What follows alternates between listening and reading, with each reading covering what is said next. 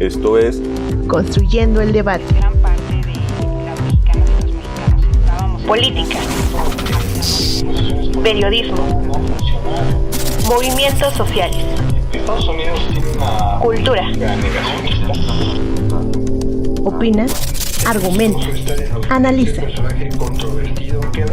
Un espacio que se construye con tu participación. Esto es Construyendo el Debate.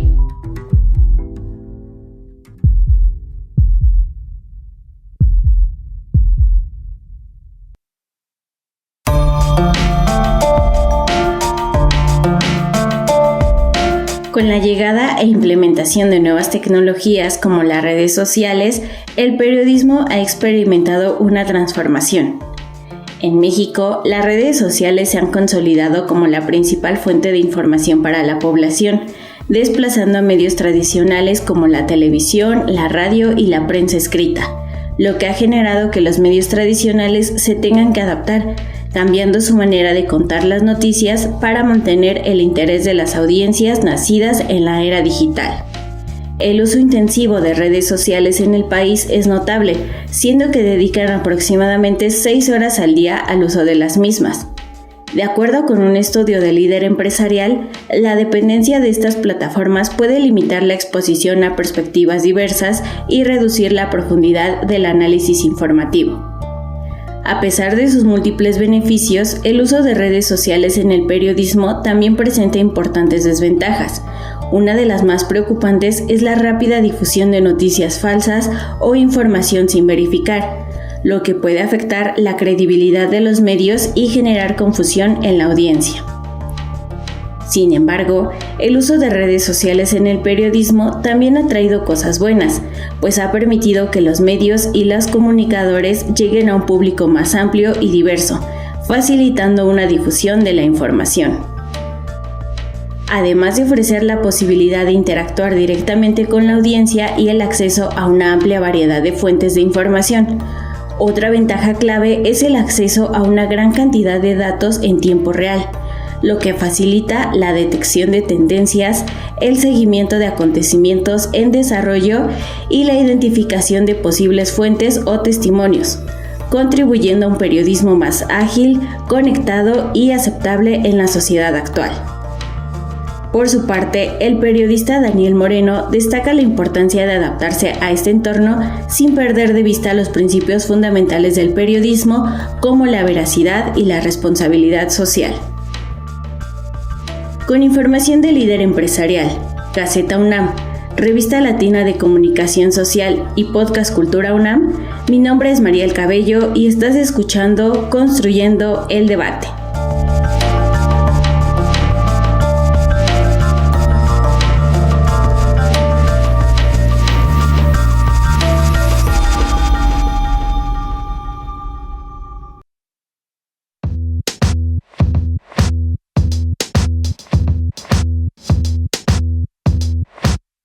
Muy buenas noches, les saluda Sofía Gamboa, esto es Construyendo el Debate, podcast de la Facultad de Ciencias Políticas y Sociales de la UNAM que pueden escuchar todos los lunes en punto de las 8 de la noche.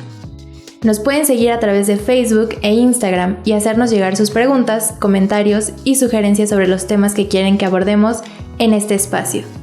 En Facebook nos encuentran como Construyendo el Debate y en Instagram como Construyendo_Debate. Si nos están escuchando a través de redes sociales, recuerden que pueden encontrar este podcast en el canal de YouTube de Construyendo el Debate, así como en Spotify, Apple Podcast. No olviden escucharnos, suscribirse y darle like. En el episodio de esta noche estaremos hablando sobre periodismo en redes y plataformas digitales, tendencias y desafíos. Para ello está con nosotros Axel Velázquez Yáñez, quien es doctor en Ciencias Políticas y Sociales con orientación en Ciencias de la Comunicación por el programa de posgrado en Ciencias Políticas y Sociales de la UNAM. Desde 2016 se desempeña como articulista en la revista Zócalo.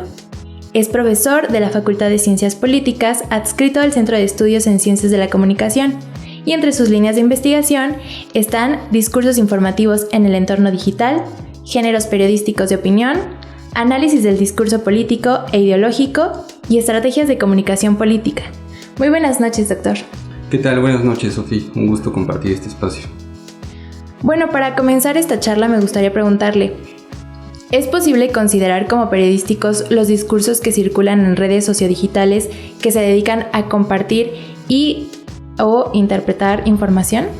De entrada podríamos pensar que no, en tanto sabemos que hay personajes incidiendo en la discusión pública sin una técnica o una ética periodística para informar o para interpretar esa información. Es decir, informarnos de un acontecimiento o interpretar el por qué ocurrió ese acontecimiento sin una visión periodística de por medio. No obstante, la época en la que vivimos nos lleva a pensar que el periodismo debe visualizarse más allá de ciertas plataformas que concebimos como medios tradicionales e incluso más allá de ciertos personajes que reconocemos como periodistas profesionales.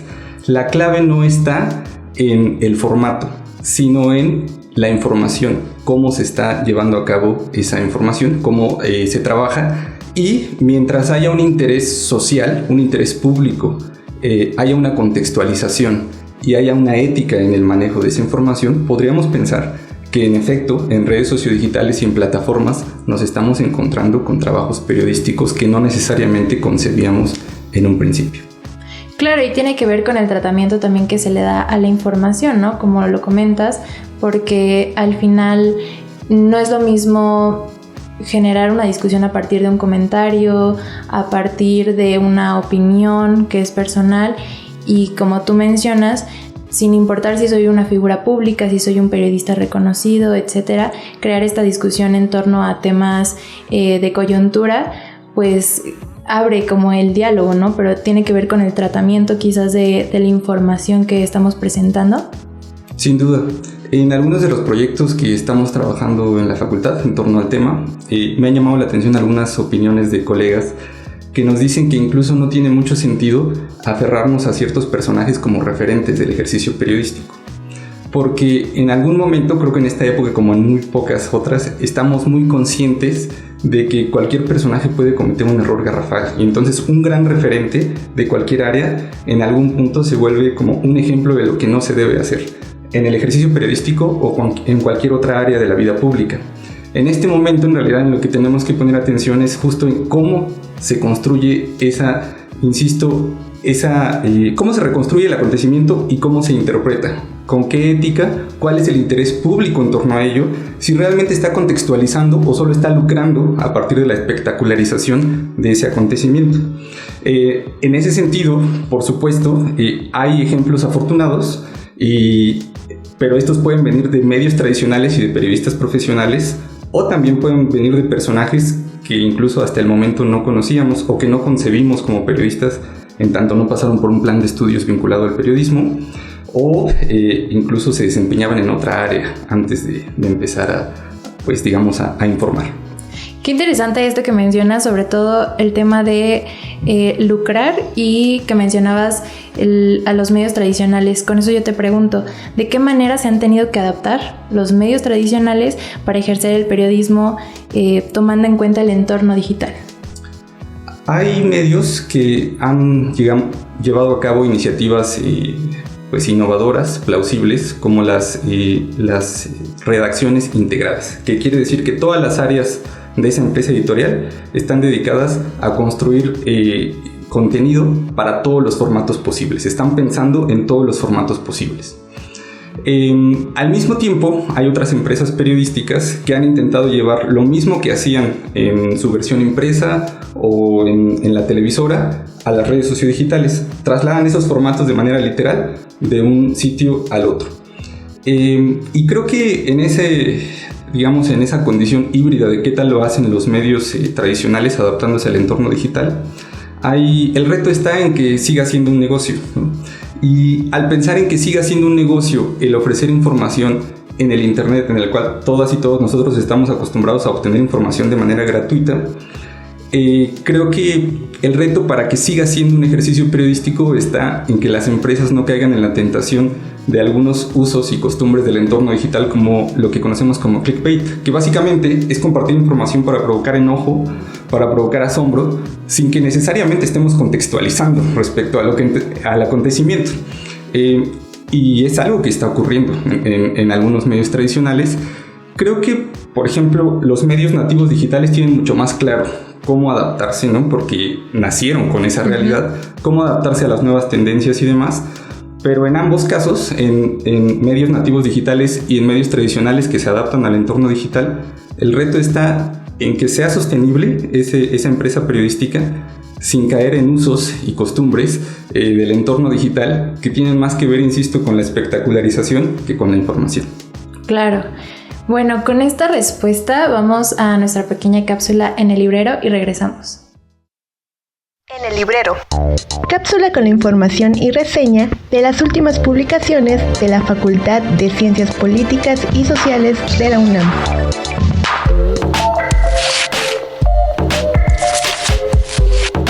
¿Usas Twitter para informarte y estar al tanto de la política mexicana? ¿Sueles participar activamente en las redes sociodigitales? ¿Te interesan los medios digitales y su empleo para la comunicación? ¿Te gustaría aprender sobre estrategias comunicativas? Tu respuesta fue sí. El libro Tuiteando desde el Poder, Nuevas Tecnologías, Viejas Estrategias, la comunicación política de Andrés Manuel López Obrador en Twitter, de los doctores Rodrigo Pereira Ramos y Gerardo Dorantes y Aguilar, seguramente te interesará. En este texto, sus autores hacen una compilación de un análisis de los diversos tweets del presidente Andrés Manuel, con la finalidad de identificar el modelo de comunicación, pero también si este es óptimo en dicha red social.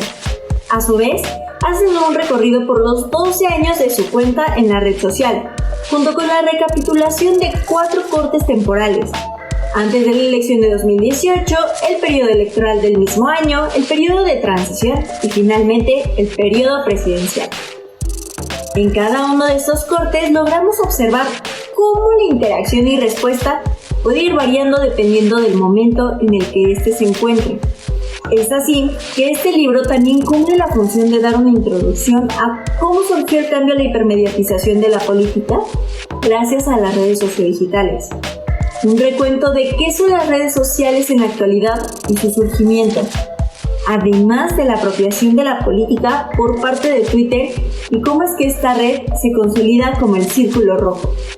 Si bien este texto se basa en experiencias empíricas extraídas del perfil del presidente, también cuenta con datos que permiten tener una imagen más clara del contexto, tales como lo indican las diversas tablas y figuras que se presentan a lo largo de todo el texto, y que van desde los tweets de mayor impacto hasta nubes de palabras de los replies a los tweets de AMLO. Recuerda que puedes adquirir esta publicación para su consulta en el Departamento de Publicaciones de la Facultad, ubicada en la planta baja del edificio G, o la librería, ubicada en la planta baja del edificio C, a un costado de la cafetería. O también puedes escribir un correo electrónico a suscripciones@políticas.unam.mx para mayores informaciones de esta y otras publicaciones de tu interés. Mi nombre es Heyeli Jaramillo. Hasta la próxima.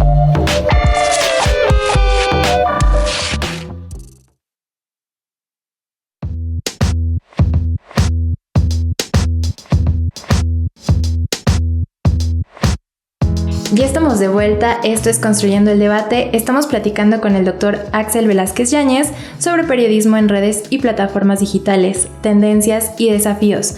Doctor, para volver a la conversación me gustaría preguntarle, desde la parte académica, ¿cómo podemos aprovechar las plataformas sociodigitales, es decir, Facebook, Instagram, TikTok, ahora que es quizás la plataforma que más se consume por los jóvenes, para hacer periodismo y enseñar a hacer periodismo?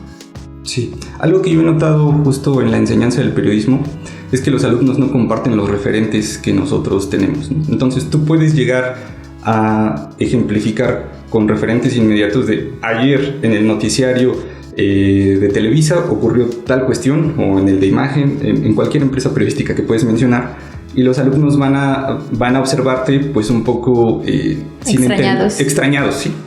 Entonces creo que el reto, en eso estamos algunos colegas y yo involucrados, en buscar referentes actuales para la enseñanza del periodismo. Es todo un problema porque puede ser un poco polémico, porque también hay la postura de que el periodismo es uno y siempre va a seguir siendo ese, ¿no? que se concebía en el siglo XX, y de acuerdo, hay muy buenos referentes ahí en ese ejercicio periodístico, pero entonces retomando tu pregunta, para poder enseñar a ejercer el periodismo en esas plataformas, habría que primero nosotros, como académicos, como audiencias, como comunicólogos, como periodistas, poder observar en esas plataformas quién está ejerciendo el periodismo. A mí es algo que he tenido que descubrir justo con esta inquietud. Me sorprende que hay gente haciendo reportaje o crónica en hilos de X antes Twitter, ¿no? Y lo hacen de manera muy afortunada, incluso con un formato distinto al que presentan en otros medios en los que ellos publican. Hay una versión diferenciada de su crónica en el hilo y en la plataforma en la cual publicaron, ¿no? La de algún periódico nacional, por ejemplo. Creo que una vez que identificamos que eso está ocurriendo en las plataformas, es mucho más sencillo poder transmitirle al alumno la idea de tú puedes ejercer el periodismo de manera profesional haciendo uso de estas plataformas que están al alcance de todos.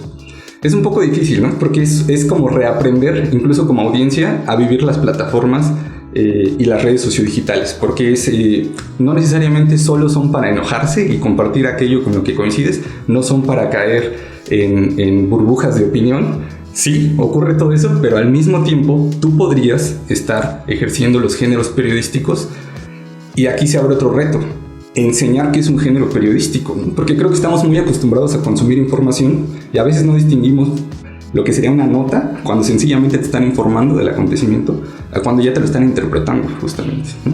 Y entonces damos por bueno, quizá no sabemos ni dónde, vimos un TikTok o leímos algo en X y damos por sentado que eso que vimos, además el cómo lo enunciamos, ¿no? Pero ya están diciendo que, o ya salió alguien a decir que, pero no sabemos ni quién es la fuente, ni de qué manera de qué tan profesional se trató esa información, pues ni si respondía a la opinión de alguien o si realmente está informando con datos duros respecto a algo. Entonces ese es el primer reto, como audiencias, como académicos, insisto. Y el segundo sería, voy a poner el ejemplo de TikTok, que creo que es todo un reto para el storytelling, para adaptarse a narrativas en otro ritmo. Y si los alumnos lo están consumiendo, insisto, creo que la invitación debería ser: ¿por qué no haces una nota informativa en ese minuto que te ofrece la plataforma? Incluyendo todas las posibilidades multimodales, hablando de los distintos modos en los cuales se comunican, ¿no? Lo verbal, sí, pero también lo sonoro, también lo visual. Un conjunto, discursivamente es un conjunto de elementos con los que se puede construir, por ejemplo, una nota informativa. Y sería como enseñar, tú que consumes ese formato, a ti que ya te aburren formatos más largos y demás, ¿no? Aprovecha esas herramientas para crear géneros periodísticos, por ejemplo.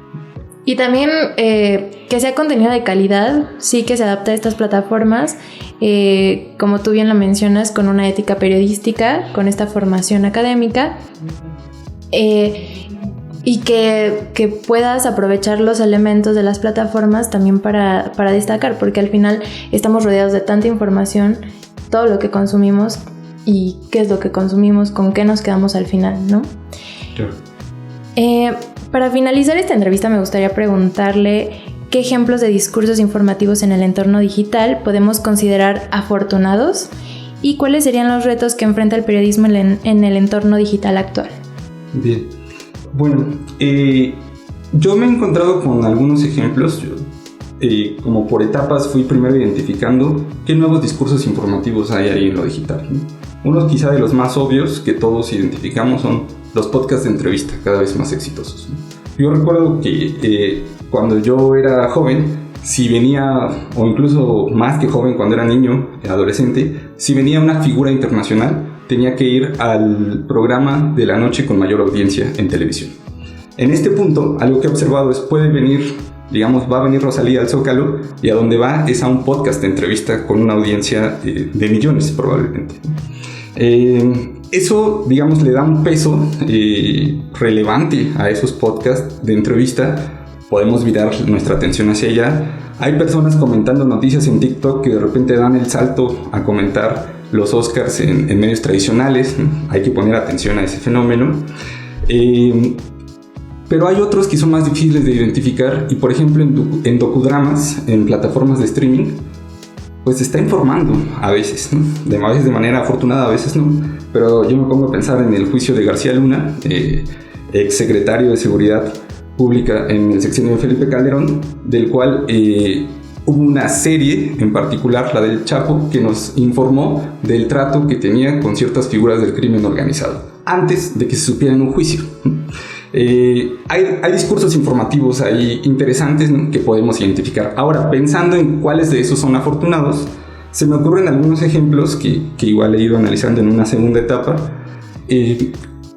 Me tocó ver el podcast de Jordi Wild, que es el podcast de entrevista con mayor audiencia en habla hispana, al menos hasta ahí me quedé, y entrevista a un ex neonazi.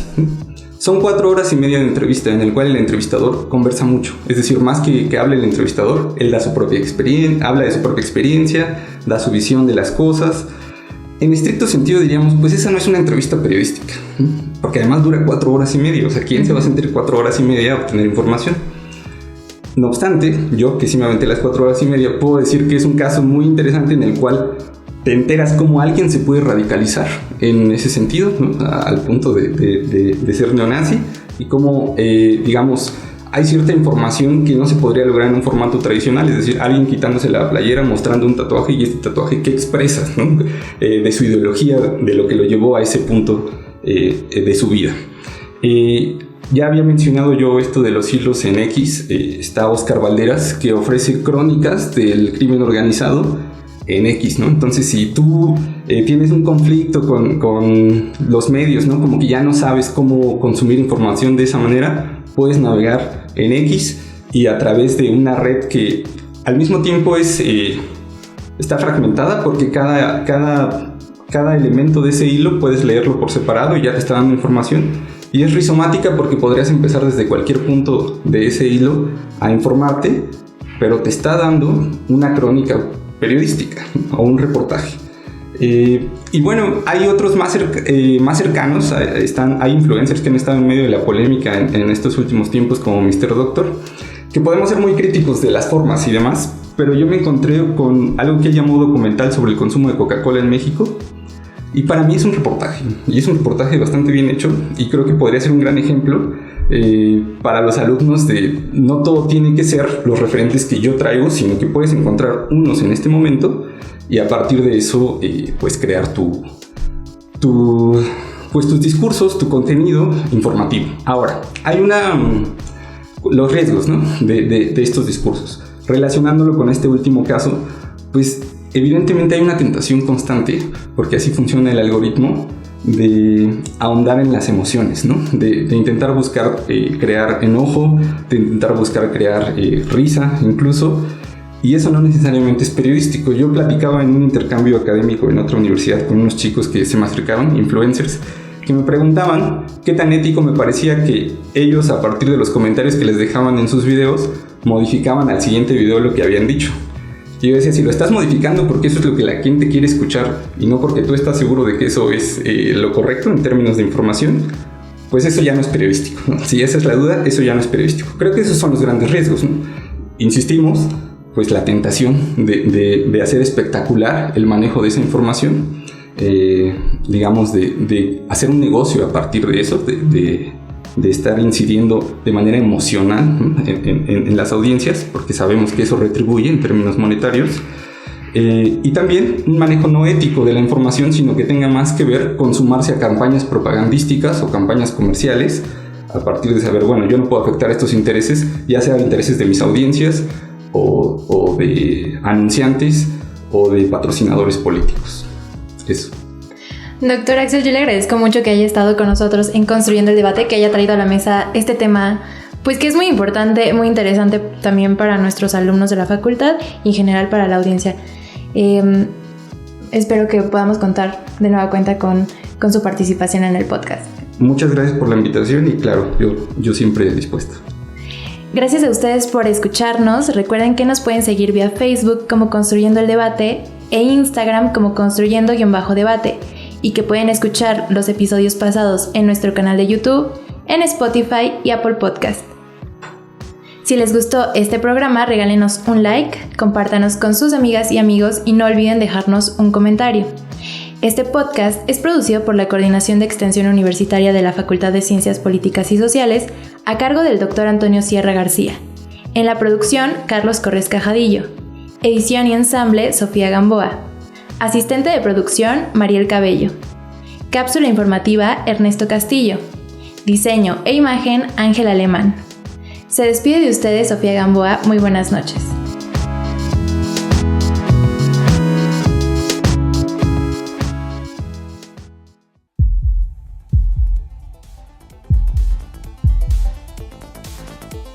Esto fue Construyendo el debate.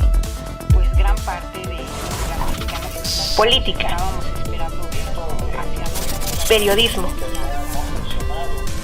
Movimientos sociales. Estados Unidos tiene una política Cultura. negacionista.